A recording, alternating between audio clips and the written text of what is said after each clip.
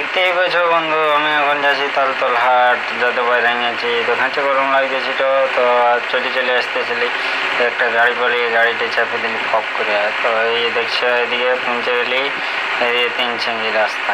এইখানের থেকে আর একটু কিছুটা দৌড় গেলে তালতল হাট। তো যাতে যাতে একটা দমে সুন্দর বন পালি। তো এই বনটা দেখে ভালোই লাগতেছিল। তো তখন ভাবলি যে একটু ভিডিওটা করে নিই। তো এই ভিডিও করে নিলি, দেখুন কীরকম দৃশ্য। আর এখানে অনেক ছবি তুলতেও আসে 2-4 দিন পর পর ডিএসএলআর নিয়ে। বোঝাই যাচ্ছে যে এটা সেই লেভেলের দেখায় আর কি।